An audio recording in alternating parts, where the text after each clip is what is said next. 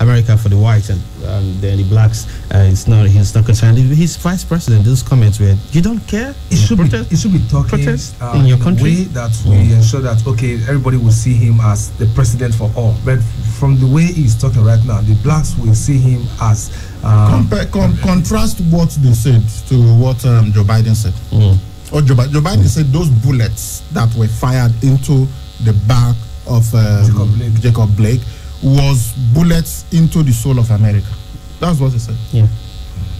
Anyway, the NBA yesterday trying to get the players back on the court to finish the playoff, at least finish the season. They brought in a legend, someone that they all have so much regards for. Talking about Michael Jordan. He was there yesterday. They had a meeting for close to 3-4 hours.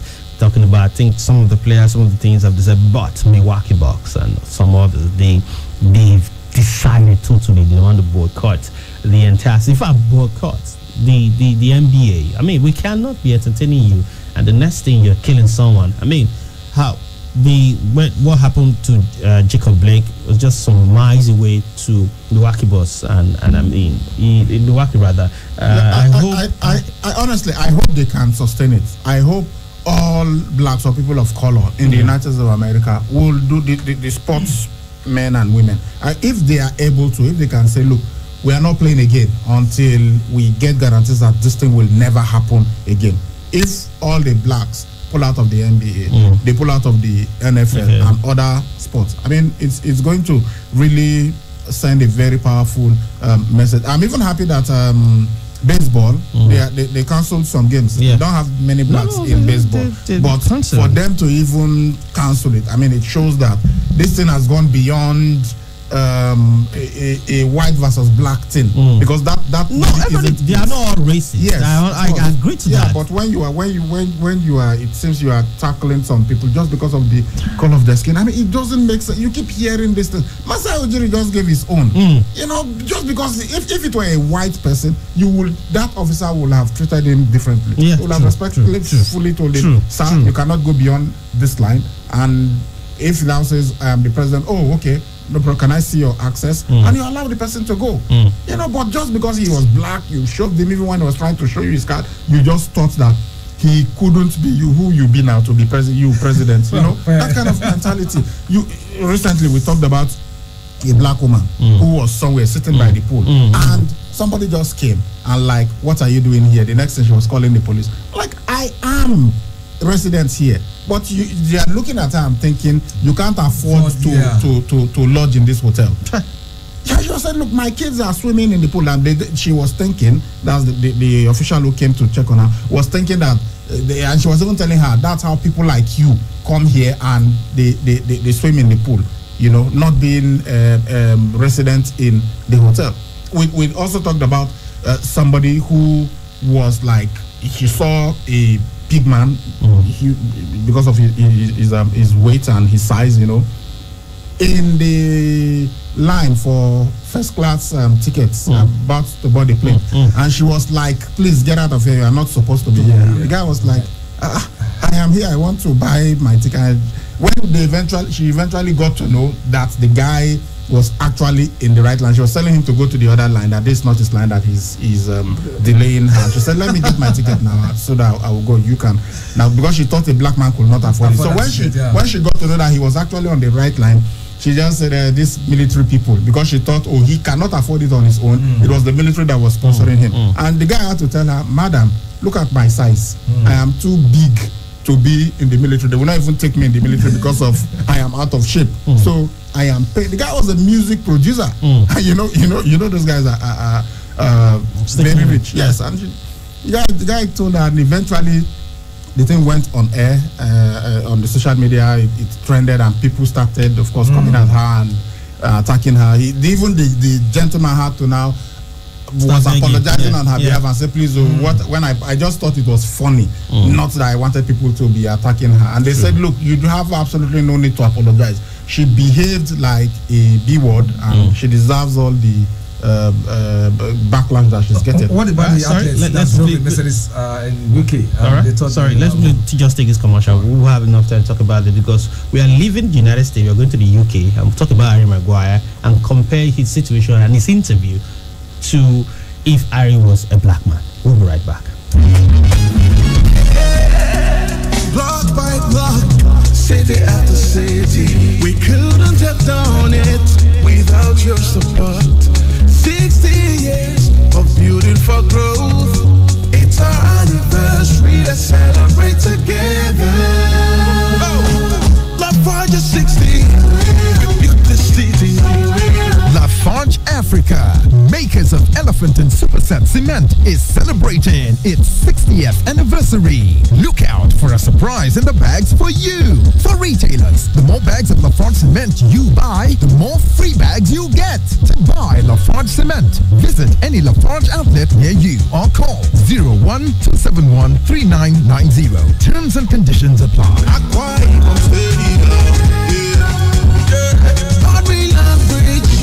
National Assembly,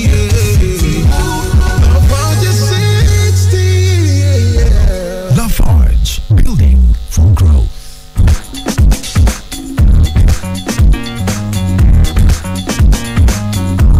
All right, thank you for staying with us. We're back, and of course, moving away from the United States, and of course, the sporting event be recorded by the players and technical crew. The sitting on the round table trying to get them back to have the sporting event, but the players have very lot on getting back to the pitch, to the court, as the case may be, to continue with the games because of what is going on. Because they are saying that they don't know when it's going to be their turn to be humiliated, to be embarrassed, to be killed by these unscrupulous officers who have refused to leave the old days behind them. Okay, let's go to the UK now. We'll be talking about the Harry Maguire situation. Yesterday, he sat down with some journalists and spoke about what actually happened, that he reacted because he got scared, he feared for his life. And yes, when you are scared, you can protect yourself, but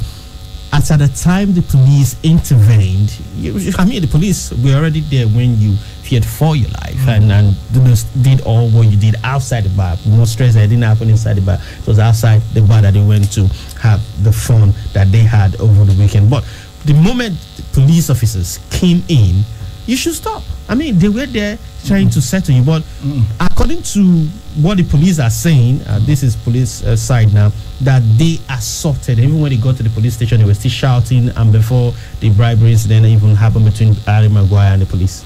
Yeah, but he said there was no punching strong, that they were, it was only shouting, commotion, a kind of that, nobody fought. No, you don't have to hit somebody for you to assault the person. Yeah, that was, no, I'm talking from the side of Harry Maguire. Yeah, that's, he did not do anything that will warrant him, being hit by the police. He said the policemen were hitting him on the legs and telling him your career is over, you will not play football again and all that. So he was scared for his life and all that. So I don't know, and that is the reason why they had to see how they can have a retrial in the a judge has ordered a retrial, so all the truth will come out. Because they were, even the defense for Harry Maguire was saying, give us time to prepare, but the first judge said no way, and they did it. Look, the policemen that you are talking about, they were plain clothes. How was he supposed to know that they were policemen? He said they did not introduce themselves. That when he had that issue, he was there with his girlfriend, his friend, and his own girlfriend,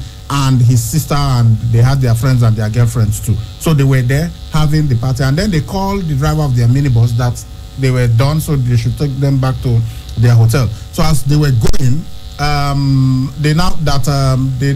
his girlfriend now saw that his sister was talking to two men. Those were the two Albanian men that they said. Then suddenly he saw that it's like they gave her something, and her eyes rolled back, and she was feeling dizzy and could not. So they now, of course, came to thinking that those guys were drugging her so that they would kidnap her. So it was at that point that there was so much screaming and shouting and everything. And that was where the policemen came, the policemen in quote, but that they did not introduce themselves as policemen, and they were plain clothes. So he didn't really know that they were policemen. So, but despite everything, he just felt, let us get out of here, because he was really becoming worried. He didn't know what was going on. So he took his sister into the bus, and that luckily she regained her consciousness and she was now okay. So as they were going to the hotel, these guys, about 8 of these so-called policemen, surrounded the vehicle and drag them out of the car and of the bus, and even at that point they still had not introduced themselves as policemen, and they were not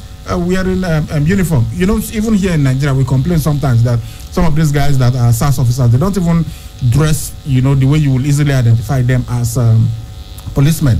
So later they dragged them out of the car and they were kicking him and then telling him that your football career is over, this is it for you, and they were hitting him on his leg.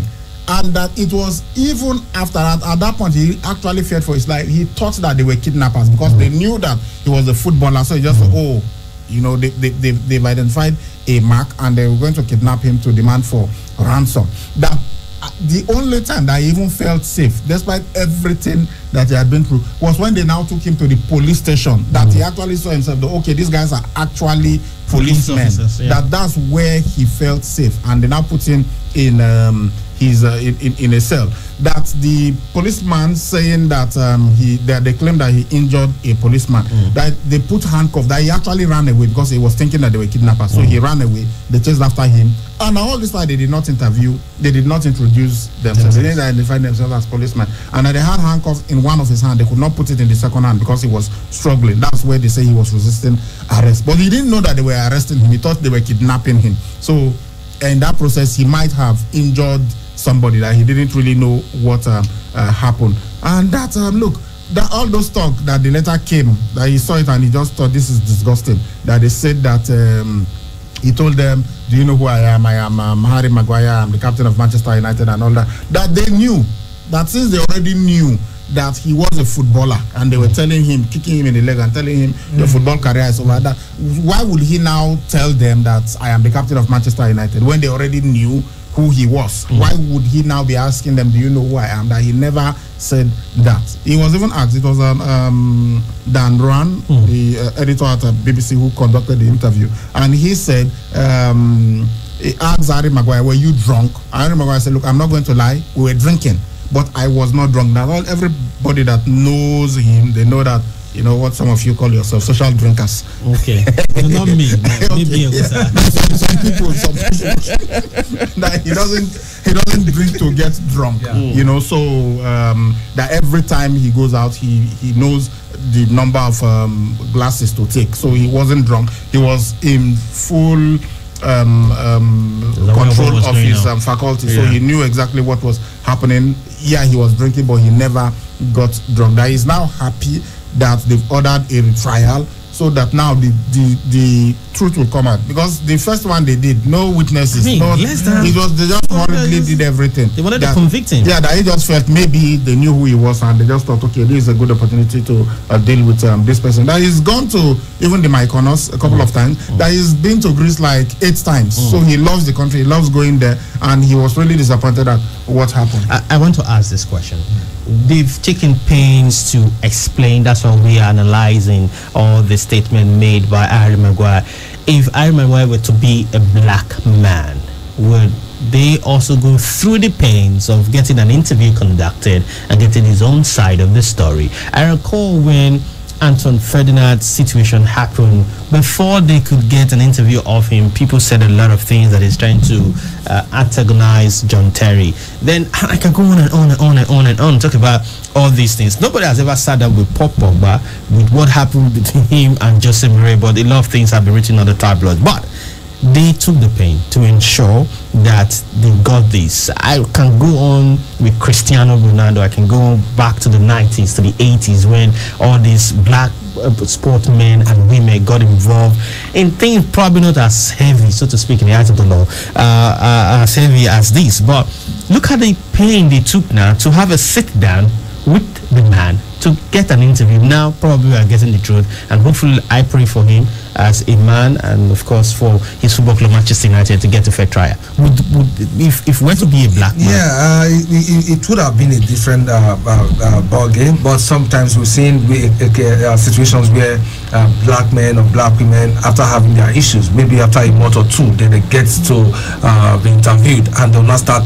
recalling the experience. After a month and two. But in this case, not up to 1 week. Maybe it was because of the way it happened, and that is the reason why they are trying to have it in trial, because he has claimed that he did not hit anybody, did not fight anybody, but the way they constructed the statement talking about the Greek police, I think it was so wrong that makes the BBC reporter, editor rather, Rohan, to conduct this interview in order for them to have the other side of Harry Maguire. So when you have the side of the police and you have the side of Maguire, then now have a trial, then at least you have judges who now sit down and think well to know who is lying and who is saying the truth. So for me, I think this is really right, because if not because of this, he has been withdrawn from the England squad. This is somebody who is an established player of the Three Lions. So for this, he has been, and he's not taking it lightly. So it is good for us to have the truth and know who is lying. But for me, the way I think they will have done the same thing even if he were black. Look, maybe because I've had some personal relationships with the people at the BBC. I've trained with them. I've worked with some of them, and I know that they are sticklers for professionalism. So I believe that they will have done the same thing. Yes, the tabloids could get a bit carried away in the way they report stories involving black people, especially when it comes to how they spend their money, the way they slant the story at times, like the black players are just wasting their money and doing all sort of stuff. But the white guys still do the same thing. They still buy the same expensive cars. They still build, buy mansions and estates and whatever. So they don't tend to report it in the same negative light, because there is a way you slant body has my mom. You gave me problem. I'm telling. There's a way you slant a story and you know what you are trying to achieve. So I've noticed that in their reportage, but I will not go as far as to say that if Harry Maguire had been I'm not talking about the BBC now. I'm just talking about in general. I'm not talking about but it was the BBC that reported the story now. So I don't think that I think it would have been reported the same way, because look, this thing did not happen in the UK. So it's like this could potentially become a diplomatic row between the UK and Greece. So you can understand the interest in the story. All the other things you mentioned happened within the UK. John Terry and Anton Ferdinand, both English players, and all of that. So there might have been one or two things, but because this one happened away, and remember the status of the player. He is the captain of one of the biggest clubs in the world, even though he just became captain of but he's the captain of Manchester United, so it's going to generate more interest. So even if it had been Ashley Young when he was the captain of Manchester United that this thing happened to, I'm sure they will have reported it the same way. Okay, all right, let's quickly talk about take a look at the rumors, and of course the Belgian Grand Prix is split for this weekend. The first and second practices will be later today, and the third will be tomorrow, then the qualifying will be tomorrow as well, then the race on Sunday. But Lewis Hamilton, we'll be talking about players boycotting games in the United States. Said they and himself, they are not going to be boycotting the event, but it has inspired, and he is proud of what is going on in the United States. So maybe we are having another F1 Grand Prix celebration for Lewis Hamilton already. Yeah, I hope so, and I understand 100% that. In fact, if he had said we will be boycotted, I would say no, please go there. Don't boycott. Win it. Seriously. Do like Mokocha. Somebody will stop that. So keep winning.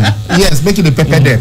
That's not, because if we had like 5 or 6 of them, of the drivers, blacks, then of course if you have 5 or 6 out of 20 leaving, that's huge. So it will drastically affect the race to the point that they'll say, okay, we are cancelling it until something is done. But if only Lewis Hamilton, look, there will some of them, the racist among them, will even be happy that he's not here. So let somebody, Max Verstappen, this is an opportunity for you to become champion. So let him.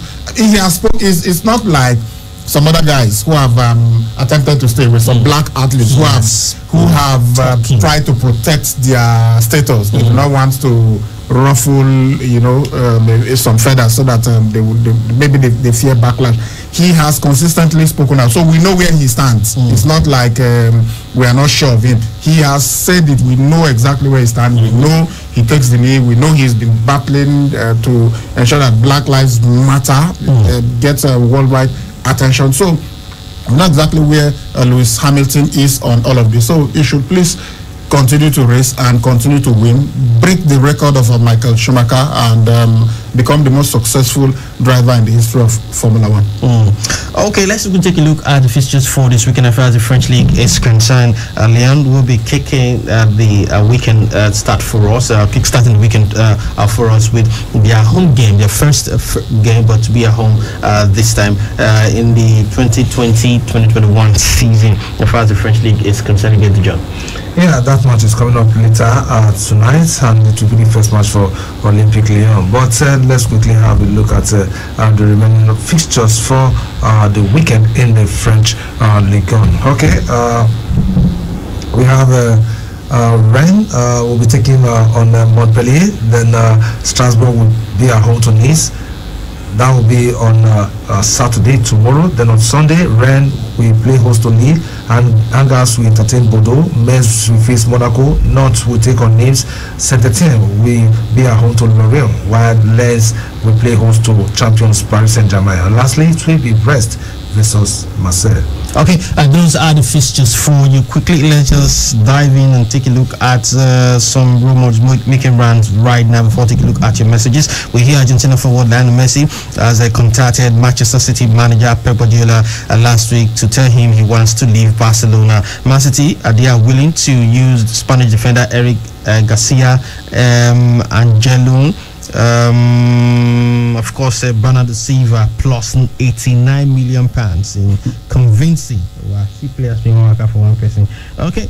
We also hear them they are set to demand more than €20 million for the 23-year-old Spanish left back, the best in this last season in Spanish La Liga, Sergio Reguilon, who has attracted interest from Man United, Tottenham, Juventus, and Inter Milan. He was at loan at Sevilla, like I told you, and we hear that Chelsea are putting finishing touches to £90 million. 21-year-old German and Bayer Leverkusen forward Kai Havertz. And we also hear that Arsenal are prepared to sell right back Hector Bellerin to Juventus, with new manager Andrea Pirlo making the Spain 25-year-old his top priority this summer. And of course, Zlatan Ibrahimovic is set to sign a 1-year contract at AC Milan. He's 30, so to take him to 39. Yesterday, Portugal forward Cristiano Ronaldo came out and settled all any speculation about his future by saying he's preparing for a third season with the Sierra champions Juventus.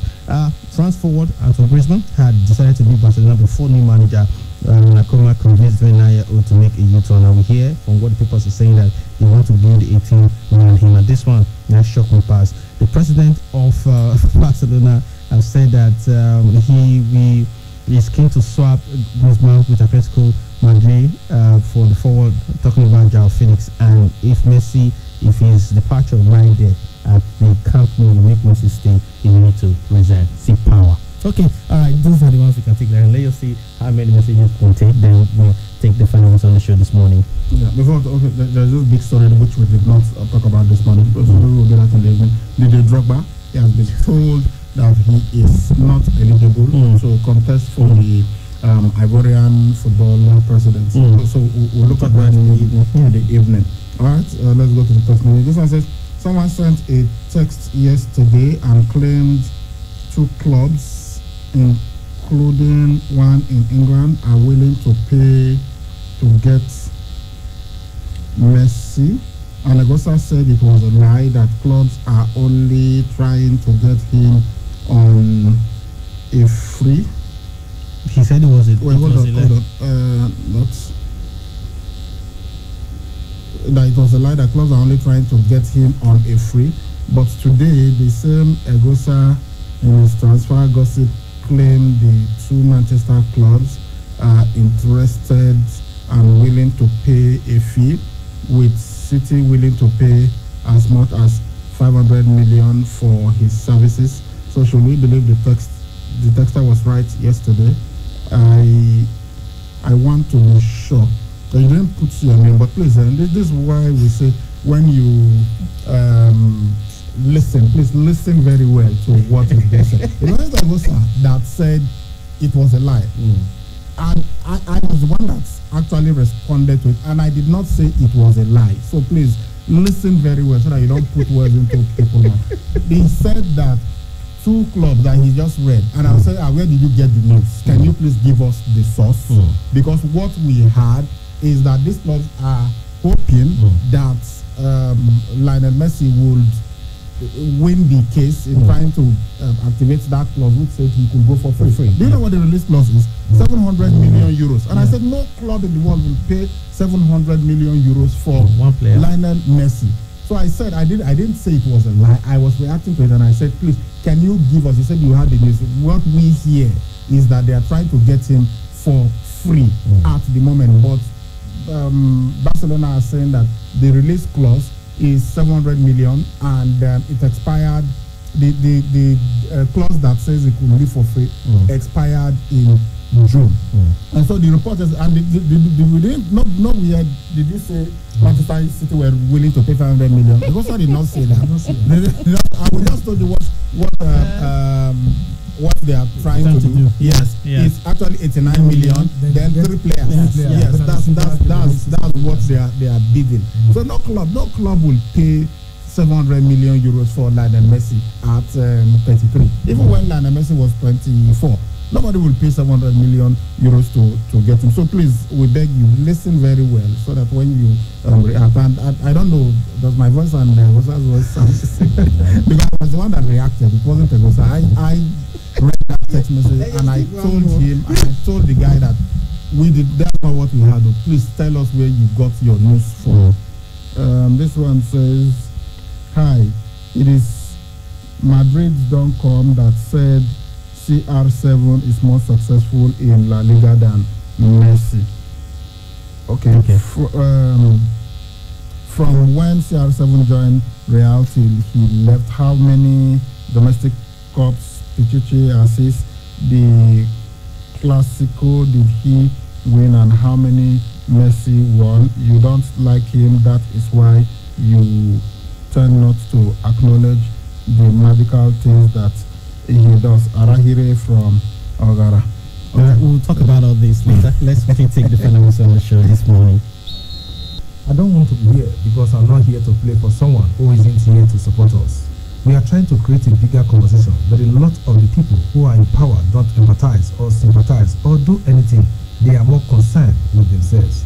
Where Salt Lake defender Nedon Unoha has expressed his anger at the club's owner, Deloy Hansen, after he failed to back their protest over the Jacob Blake shooting.